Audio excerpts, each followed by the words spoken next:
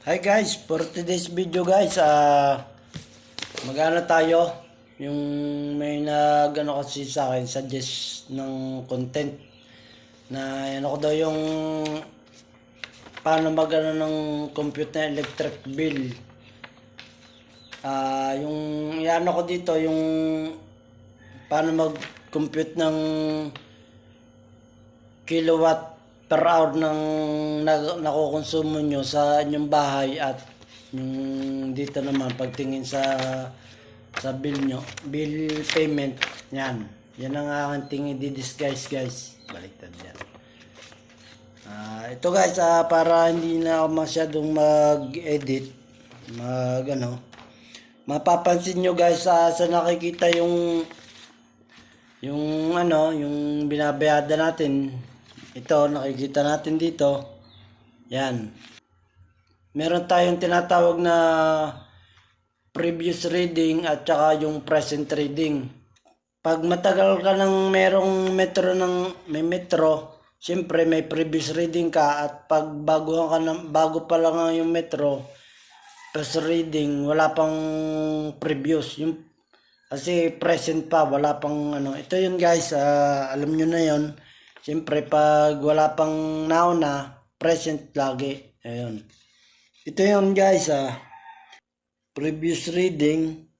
Makikita nyo dito, yan. Yan. Yung previous previous reading, ayan. Mababa lang na konsumo, 836 kilowatt yung kanyang previous. Tapos ito, tumas bigla. Nakita nyo. Yan, 1,051. Ayun, ang kanyang present. Ngayon, ang gagawin diyan, para malaman na ito guys, lapitan lang natin.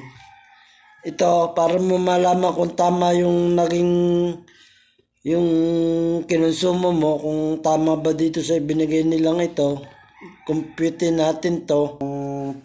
Present, ito makikita nyo, yan, present reading 1051 ang kanyang present, at yung previous reading naman ay 836. Ngayon, para malaman natin kung tama dito sa actual consumption natin ngayong buwan na to, kailangan i-minus natin sa present yung previous reading. Ganito lang yan yung guys, yung 1051 ngayon i-minus natin do sa previous 836. Yan, ngayon yun, ibig sabihin guys, tumugma naman dito yung binigay nilang actual consumption.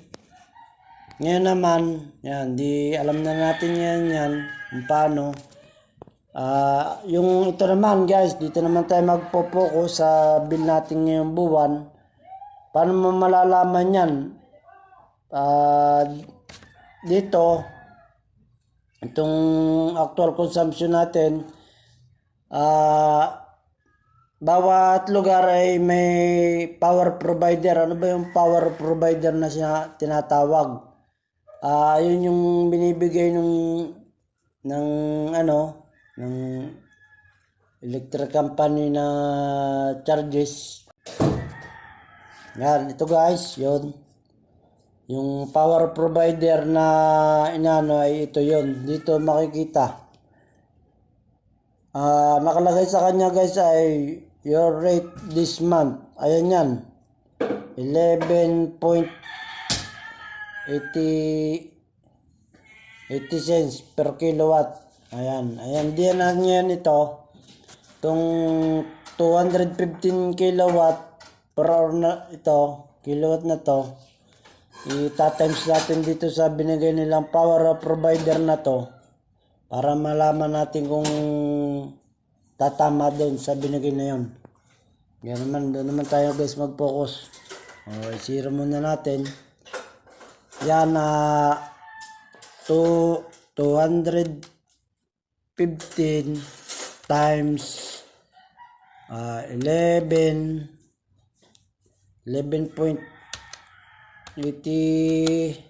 yan. Tingnan natin kung tatama dito sa bill natin.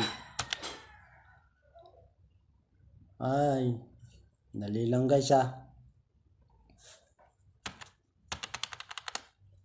mali. Yan, ito guys, yung lumabas, yung naging ngayon natin. Kaya pala hindi tumatama siya dito sa payment dito kasi ganito pala yan. Tama pala yung lumalabas dito, kala ko nag-error. Yan, di 215 kilowatt times 11.80 centavos. Yan ang lumabas guys. Ganito pala yan guys. Yung pala may dito, may overcharges na nakaraang buwan na kaya pala ito lumabas. Kaya pala ito guys ang lumabas kasi yan ang dapat babayadan pero may bawas kasi dito sa likod mo makikita. Yan. Makikita mo dito, yan guys Makikita mo dyan. Total energy amount, ayan, dito mo makikita. 2,536.85 yun. 37, parang ni-round up na lang yung 37 na yun. Malapit na. Hindi na, yung point, ginawa na lang 7. Ayun guys. Tapos, yun, may minus na 604.66 centavos. Yan, overpayment. Labis pala ito pala nangyari dyan. Kaya nung, yan, binawas yan.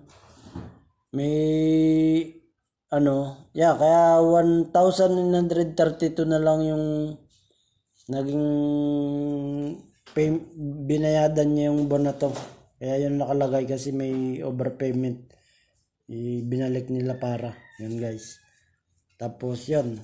Sana naman tayo focus guys. Na rin natin. Pasadahan na din natin. Yung sana naman sa kilowatt.